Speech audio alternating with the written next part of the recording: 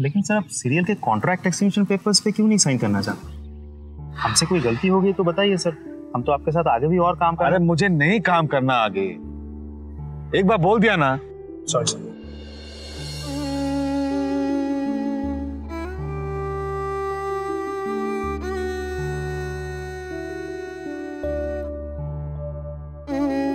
Good morning पापा।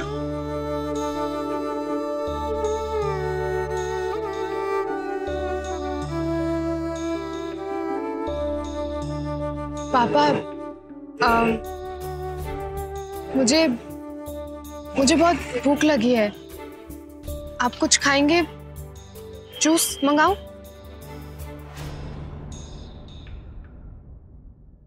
उस दिन तुम अचानक क्यों चले गए यहाँ से? और तूने ये जो नौकरी ली है ना मेरे सेट पर, मेरे सामने होने के लिए, मैं सब समझता हूँ। नहीं पापा, इट्स जस्ट अ कोइंसिडेंस। और देख, I am telling you this for the last time, मुझे इसके बारे में कोई और डिस्कशन नहीं करना है, ओके? और अगर तूने अपनी जिद नहीं छोड़ी तो मैं तुझसे भी बात करना बंद कर दूंगा।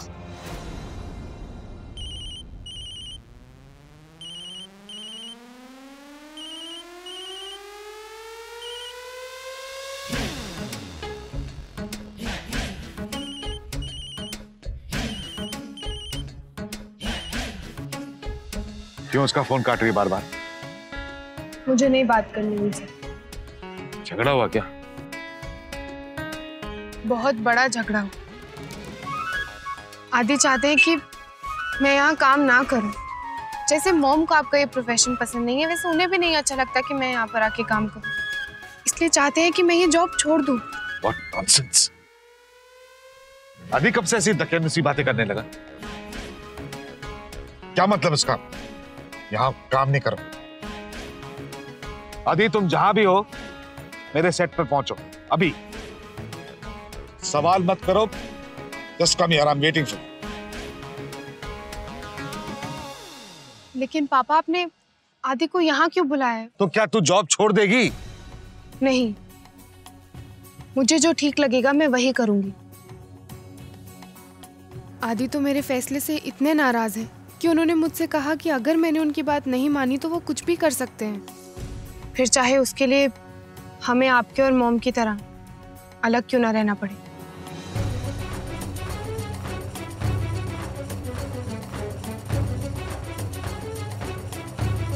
तो कंप्लीट नॉनसेंस बात है ना, मतलब इसकी वजह से अलग होने की क्या जरूरत है? बकवास कर रहा है। पापा प्लीज डोंट वरी, आप इसे स्ट्रेस मत लीजिए। ऐसे हाइपर होने से कोई सोल्यूशन नहीं मिलेगा। What? दादा के बाद ये घर, उनकी पर्सनल प्रॉपर्टी दादी और मेरी वाइफ को मिलेगी, ऐसा लिखा उस बिल में? ऐसे कैसे हो सकता है मॉम? अरे इस घर में जो ना हो वो कम है बेटा। पता नहीं ऐसे बकवास आइडियाज डैडी जी को कहाँ से मिलते हैं। सब कुछ बहू के नाम करना था तो क्या मैं नहीं दिखी उन्हें? लेकिन नहीं, मेरी तो कोई कदर ही नहीं ना इस घर में। सब कुछ नाती और पोते की बहू के नाम करती है। मॉम अभी हमें करना क्या वो बताइए। शादी।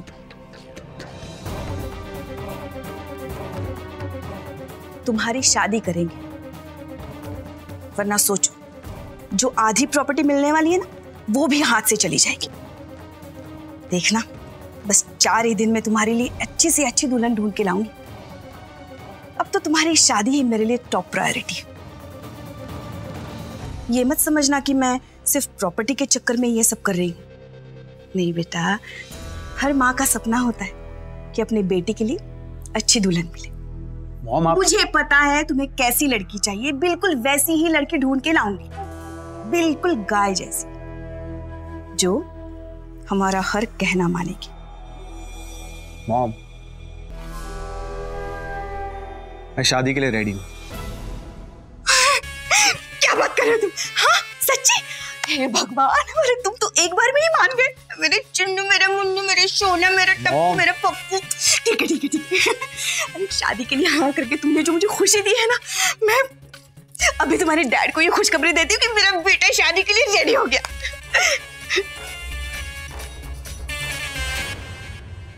रेडी तो मैं हूं, लेकिन प्रॉपर्टी हासिल करने के लिए।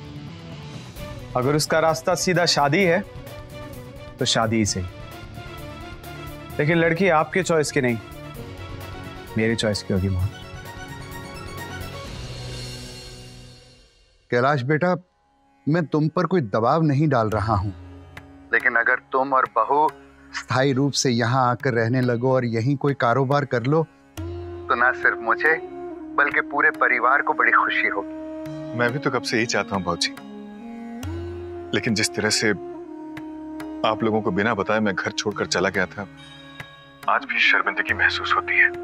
लेकिन अब मैं लौटना चाहता हूँ भाजी, अपने घर, अपनों के पास।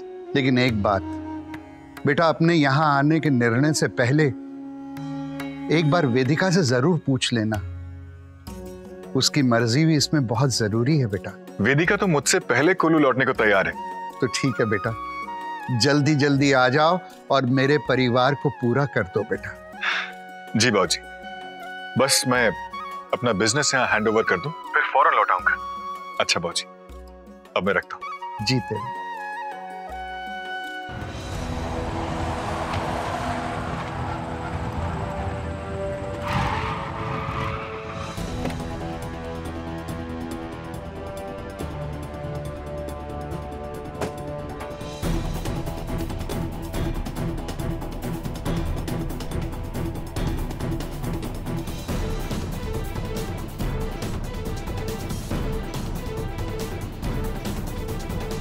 ये क्या हो रहा है? तुम अपनी गाड़ी यहाँ पार्क नहीं कर सकते। और मैं जान सकता हूँ इसका रीजन क्या है? क्योंकि ये पार्किंग कंपनी के डायरेक्टर्स के लिए। और शायद तुम भूल रहे हो, तुम इस कंपनी के सिर्फ एक मामूली एम्प्लॉय हो। अपनी गाड़ी स्टाफ पार्किंग में जाके park. Okay okay, no problem. तेरा ऑफिस, तू जो चाहे डिसीजन ले सकता है। लेकिन आप इतना एफर्ट क्यों डाल रहा है बार बार वही बात मुझे समझाने के लिए? हाँ, एडजस्ट कर, बाहर निकल। या टेल मी।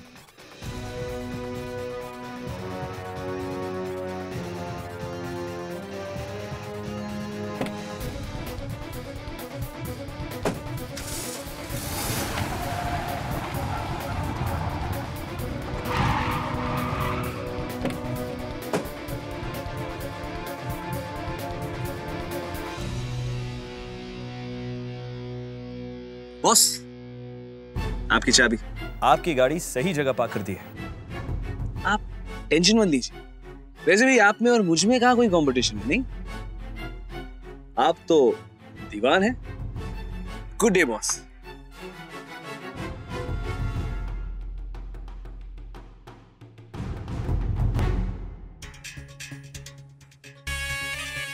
अरे बाप रे, इसकी आंखें कितनी डरावनी है।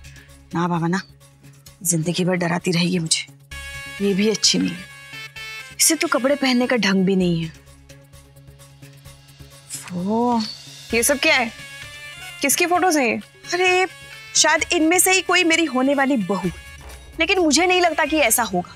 रूबल ने मुझे साफ कह दिया है कि मॉम, मुझे बिल्कुल आपकी जैसी लड़की चाहिए, सिंपल, सीधी सादी, जिसके मन में बिल्कुल भी छल कपट ना हो। क्योंकि उसे तो मुझसे भी अच्छी लड़की चाहिए। अब तुम ही बताओ ना, आज के जमाने में मेरी जैसी लड़की मिलना इतना मुश्किल हो गया, तो मुझसे भी अच्छी लड़की कहाँ से ढूंढ के लाऊं मैं उसके लिए? बताओ। सही कह रही हैं भाभी, सही कह रही हैं। आप जैसी औरत, आई मीन लड़की कहाँ मिलेगी? अरे दी सुनो ना, सुनो, इधर आओ। भाभी रूबल के लिए लड़की ढूंढ रही है। फोटो देख के बताओ, कोई अच्छी लड़की बिल्कुल भाभी की जैसे कहाँ मिलेगी? वैसे आई एम श्योर रूबल अपने डिसीजंस खुद ही लेगा। सवाल ही नहीं पैदा होता कि मेरा बेटा मेरी ना सुने और मेरी मर्जी के खिलाफ शादी करे। देखना, वो उसी लड़की से शादी करेगा जिसे मैं पसंद करूं। ऐसा भी नहीं कि किसी भी लड़की को ब्याह कर मेरे सामने लाके खड़ा करेगा।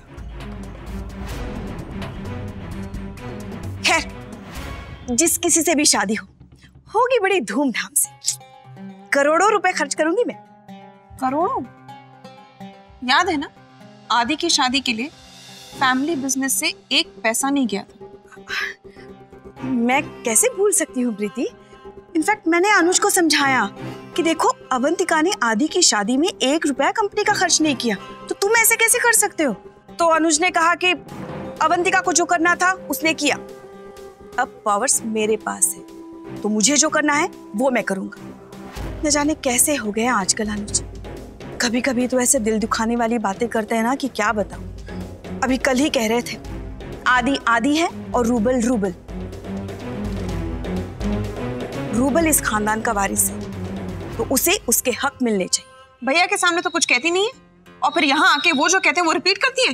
प्रीति, तुम तो मेरा नेचर जानती हो, मैं अपने मन में कुछ नहीं रख सकती, जो मन में वो मुंह में। वैसे बाकी लोगों की तरह अनुज भैया को भी पूरा हक है अपने डिसीजंस लेने का, लेकिन पर्सनल लग्जरीज के लिए बिजनेस का पैसा यूज करना गलत है। समझिए आप? बता देना अनुज भैया। सूप तो सूप, छलनी भी बोले, जिसके 72 छेद।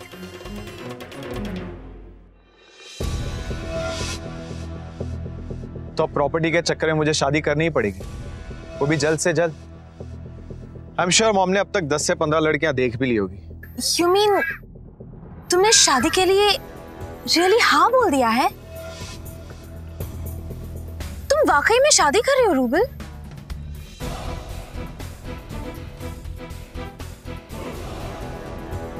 I hope you'll agree with me. Yes, मैं अग्री करती हूँ।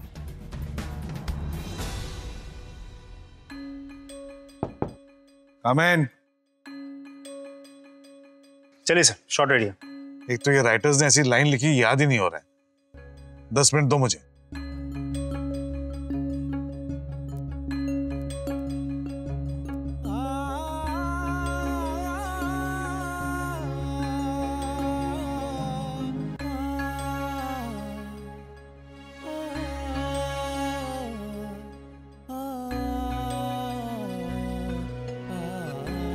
तू मेरे साथ चल रही है ना? रिजाइन कर दिया? तुम पहले मुझसे बात करो। तो इसलिए आपने मुझे यहां बुलाया? वैसे डैड, मुझे भी आपसे कुछ बात करनी थी इसी बारे में। अब पंखुड़ी को समझाइए कि वो यहां काम नहीं कर, ये जगह उसके लिए नहीं है ठीक। मैं भी तो यही काम करता हूं। डैड, आपकी बात अलग है, आप इस प्रोफेशन में ना बरसों से, लेकिन ये दुनिया बहुत मुश्किल है और मैं नहीं चाहता कि पंखुड़ी ना यहाँ पर स्ट्रगल करे। लेकिन आदि, जब मैं खुश हूँ, मैं स्ट्रगल करने को तैयार हूँ, तो आप इतनी टेंशन क्यों ले रहे हैं? तेरे कहने का मतलब है कि मैं तेरे लिए टेंशन भी नहीं ले सकता? हाँ, व्हाट डू यू मीन? ले सकते हैं, टेंशन ले सकते हैं, लेकिन मेरे लिए डिसीजन नहीं ले सकते। पंखुड़ी। पापा, आप बताइए, मैं कुछ गलत कह रही हूँ क्या? जब आपने एक्टिंग को अपना प्रोफेशन बनाने का फैसला लिया तो मॉम उसके खिलाफ थी, लेकिन आपने अपना डिसीजन चेंज नहीं किया, तो मैं क्यों चेंज करूं? आप और मॉम दो अलग इंडिविजुअल्स हैं, आप अपना फैसला ले सकते हैं, तो मैं और आदि क्यों नहीं? जरूरी तो नहीं है ना कि हमारे ओपिनियंस, हमारे डिसीजन सेम हो, है ना? हम जब भी कोई डिसीजन लेते हैं तो दोनों हस्बैंड वाइफ की म्यूचुअल अंडरस्टैंडिंग से लेते हैं, ताकि दोनों को प्रॉब्लम ना हो। आदि, कभी कभी हम अपने लाइफ पार्टनर के लिए डिसीजन ले लेते हैं और सोचते हैं कि उसके लिए सबसे अच्छा बेस्ट डिसीजन है, इसीलिए हम उसकी मर्जी जाने बिना, उसका ओपिनियन जाने बिना हम उसके लिए फैसला ले लेते हैं। हमें लगता है कि इसमें उसकी भलाई है, लेकिन जरूरी नहीं है कि ऐसा हो सकता है आपका डिसीजन आपके लाइफ पार्टनर को हर्ट कर दे।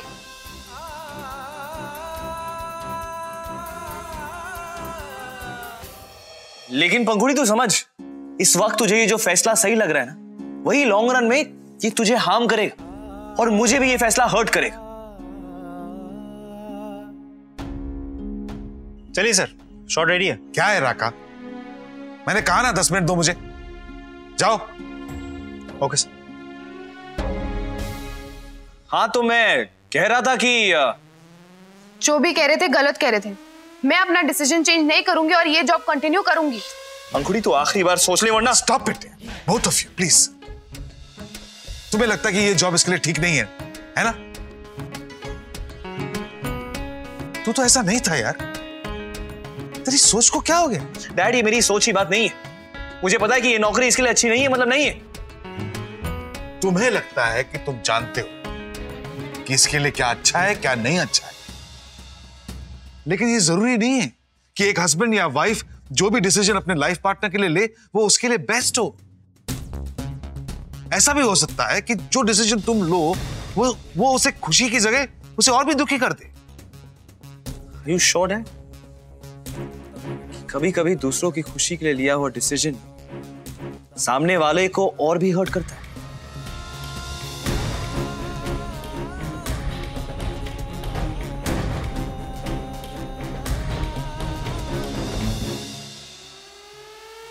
अच्छा तो मैं जा रहा हूं, तू चल रही है? या तेरा ये फाइनल डिसीजन? बॉस, ये मेरा फाइनल डिसीजन। ठीक, फिर तुझे बात करने का कोई फायदा नहीं। Sorry dad, bye.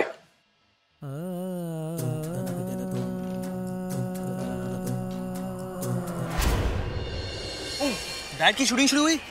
हाँ। तो तूने डिसाइड किया?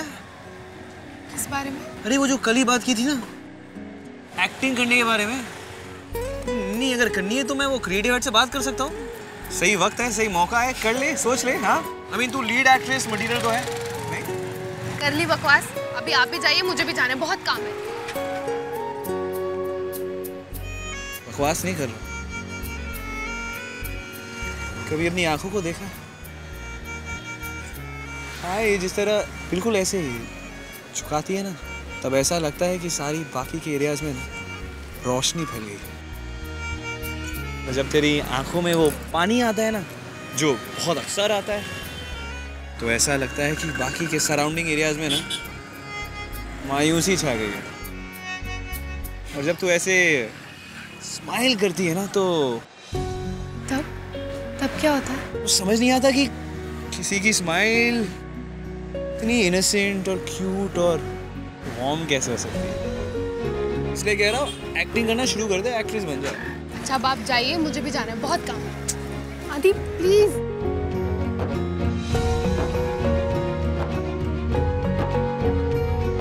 चल ठीक है, शाम को आगे का प्लान डिस्कस करें। और डैड का ख्याल रखना, ओके? बाय।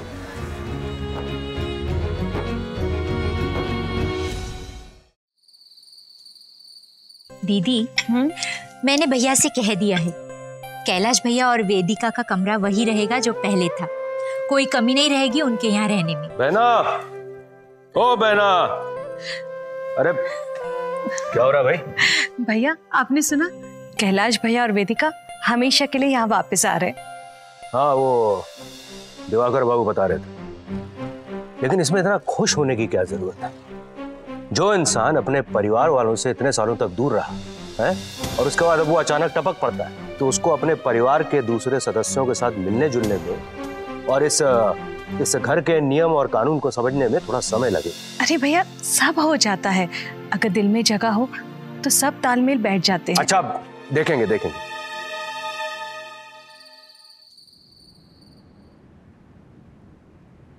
सैबोटाज रिश्तों को करना तुम्हारा काम है, तुम्हारा शौक है अवंतिका। Shut up! तुमसे तो बात करना ही गुनाह है। तो फिर ये गुनाह बार-बार क्यों करती हो? तुम तुम्हारी उंगली नीचे करो। अरे तुम क्या कर रहे हो? मतलब मैं तो यहाँ से बैठ सकते हो। मैं सिर्फ ये कहना आया था कि I do not want to have this conversation anymore. What is your problem, Mr. Harish Kumar? Mom, we are just talking. आप आइए, आप प्लीज पंडित जी को फोन कीजिए। पता नहीं ये आदमी दूसरों को अपने डिसीजंस क्यों नहीं लेने देता। हर बात में अपनी टांग अड़ाता है, हर बात में। हम जब भी कोई डिसीजन लेते हैं तो दोनों हस्बैंड वाइफ की म्यूचुअल अंडरस्टैंडिंग से लेते हैं, ताकि दोनों को प्रॉब्लम ना हो। लेकिन पंखुड़ी, तू समझ, इस वक्त तुझे ये जो फैसला सही लग रहा है, वही लॉन्ग रन में ये तुझे हार्म करेगा और मुझे भी ये फैसला हर्ट करे।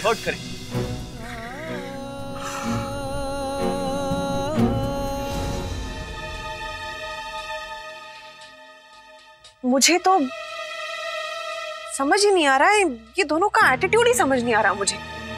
एक जॉब को लेकर इतना बड़ा इशू क्यों? I mean, और आदि को क्या हो गया है? कितना प्रोग्रेसिव है वो? Why is he behaving like this? It's dangerous, प्रीति। मैं नहीं चाहती कि मेरे और हरीश की तरह पंखुड़ी और आदि की शादी में भी वही प्रॉब्लम्स हैं।